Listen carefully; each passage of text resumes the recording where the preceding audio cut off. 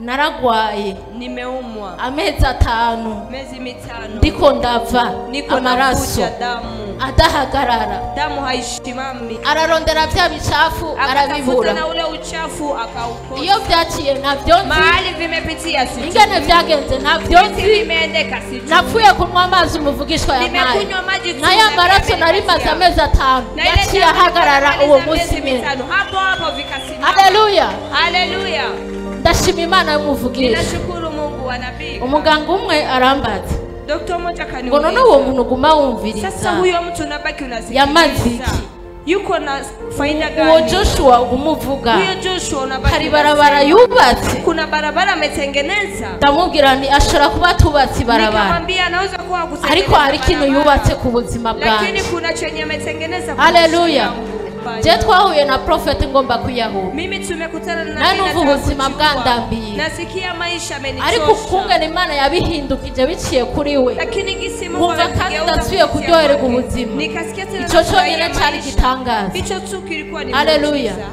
ndashima Imana ndiko ndabaho nashukuru Mungu umeze neza kuva ico gihe n'isaha nta kibazo ndasubira kugira amashime cyane kubwiyo ntari makofi mengi sana kwa ajili ya huyo shuhuda. Imana ibahezagire. Mungu awabariki. Jewe maze kuvyara umwana no kumuvyara nyuma ya kumzaa kwanza imbere yaho kabla kwanza abasenzi baravuze ngo babonye ndiko ndava cyane amaraso hanyuma ndabibwira umuvugishwa alafu nikavyambia nabii ndamubwira ntifise ubwoba bwinshi cyane nabii nikamwambia niko na uoga Prophet yampaye audio nabii akanitumania audio ndikugise audio niko kwenye bariko barambwira ngo ninjire indani hariya muri kariya kumba eti niingie ndani ndababwira banze muri ndiri nikamwambia subiri acantora telefone nguvirize audio nasikiliza hiyo uoga nayumvirije inshuro zitatu nimesikia hiyo audio mara tatu nikaingia mu nyuma bacambwira ati kubera tubona ukuntu umeze nyuma wakanambia kwa sababu tunaona gisi ulizo duhereze iyo telefone ntuyinjira tupatie hiyo simu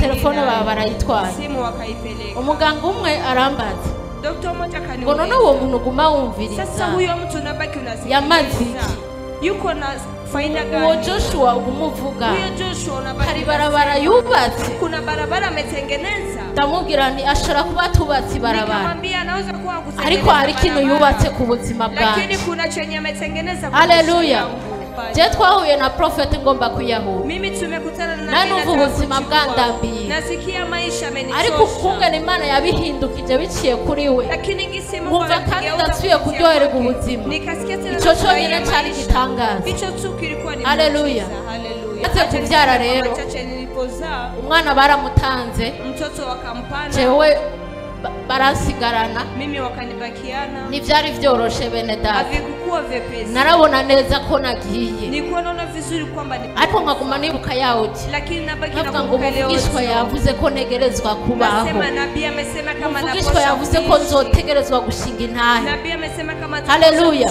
ako konyene niko narisigaye ngenderako ako tsundoke niko nabakiana ibindi vyose nari namaze kubona yuko vyaheze vingine vyote niko shona kama uraza abaganga bagukoraniye ari nka batanu bose umwe afyondaha uwundi agira ino uwundi agira ino ntivyari vyoroshe bene data ico gihe rero uyo wakati sasa umuganga yariko arankurikirana navyaye mu masaha 9 gutyo ariko harinze hagera 20h lakini pamefika ntabona umwana abantu bose bariko bariyumvira ivyambayeko watu wote wako wanajifikiri muganga acaraza ngo uracari ngaha gute eti ungali hapa aje nanje navyonze nikasema nami sijui ico nkoze gusa ndarusha nachoka cavuga ati ubu nyene ni mu mujane muri blog akasema sasa hivi mpeleke mwe mwiyumvire navyaye umwana namushikanye navyaye neza nimeza vizuri ariko ngiye muri blog lakini naenda mu blog ivyakurikiye ntavyo namenye naherutse banyinjije muri blog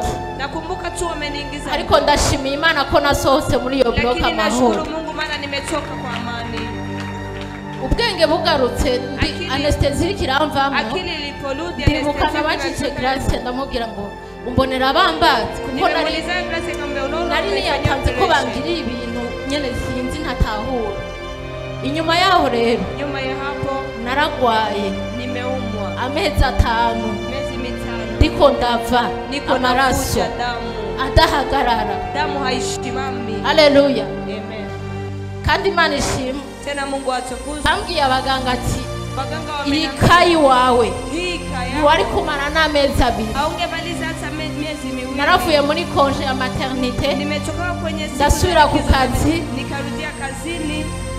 nubwo nabigendana Hata kama niko natembea navyo naguma nize nkavuga ngo kazima ndi mu kibanza cyo. nilibaki naamini Nimba wagwaye kanseri yaramaze imyaka 2, kama mwenye aliumwa kanseri jewe ibyo wanje ni bitoyi cyane. mimi hivi yangu ni vidogo sana. Haleluya. Haleluya. Baca banshira muri ecography. Wakaniweka mu ecography. Bashize muri ecography Waliponiweka mu ecography baca barambwira ngo wakanambia tubona ikivyimba, tunaona kijiji, tubona n'ibicafu, bijya bicafu biba byagusigayemwo igihe wavyaye, tunaona na ubundi babanza kubikuramo. unakubakia kama wakati Je rero ntavyo bankuyemo, sasa mimi nabigendanye ayo mezi 5. nimetembea navyo miezi 5. Umuganga arambwira ngo aha wari gutasuka ugaturika inda. Muganga akanambia hapa ungepasuka Ukachupa. tumbo unafika unakufa. Haleluya. Haleluya. Iyo ecography bangiriye Hiyo ecography barambaza ngo bigenda gute wakaniuliza uwe ukiriho. uwe uko. Haleluya. Amen. Imana yari ikonze wampagaze muri kino kibanza ndiko ndabashingira Mungu alikuwa Imana. anajua kwamba atakuwa anasimama hapa na washuhudia. Haleluya. Haleluya. Naje ndamubwira ngo ntavyo nzi. Nami nikamwambia sijui. Mama ecography ya mbere Waliponipatia ecography ya kwanza ndahindura umuganga ndavuga nikabadilisha doctor, nikasema acha nibadilishe. ndagenda kwa Gikoro, umuganga menshi bemera, Nikaenda kwa Kikoro ndamubwira ntiraba ibyo bampaye, nikamwambia ndagusavye ungire ecography umbwire. na kuomba nifanyie ecography unaniambia. Acambwira ngo ndabona ikivyimba Akanambia naona mu nda yawe tumbo yako, kandi harimo n'ibintu. tena pamoja na vitu. Umuganga yagukurikiranye ninde? Doctor aliyokufuatilia ni nani? Ndamusigurira ingene vyagenze vyose. Nikamwambia gisi vyote vimeenda.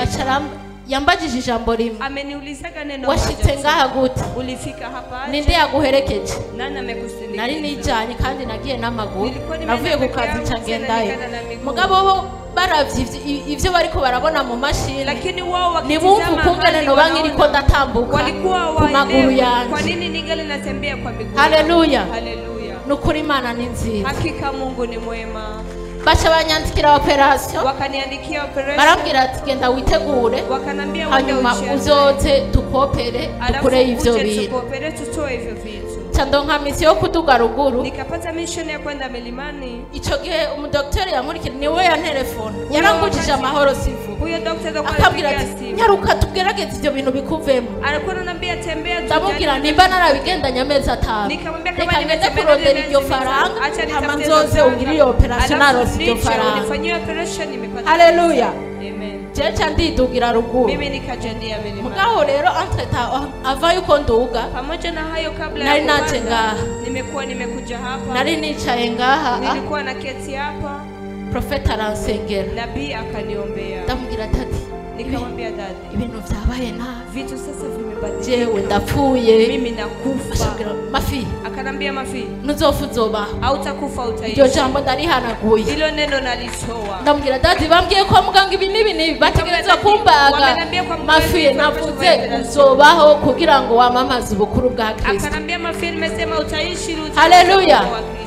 Umutima numva utanguye kurema. Nikasikia sasa moyo unaanza acama amazi, yarasa amazi muri kinju. Alikuwa iko na maji mkinju. Canda yanwa. Akanipatia nikanywa. Arambwira ngo yanwe yose handa atanimara isigara. Akanambia kunywa. Genda ubeho rero. Nenda sasa ukaishi. Nani sengesho yanansengeye ngo avuge. Hakuna saombi amesema. Yambwiye amajambo abiri gusa. Amenambia maneno mawili tu. Candidugira muri mission. Nikajipangia marindwi yose. Nikamaliza wiki yote. Daktari aho yaguma telefona. Hapo daktari baki. None wewe nushaka kuza? Sasa wewe hautaki kukuja. Nzoza kuwa mbere. Nitakuja siku ya kwanza. Ngarutse rero ino.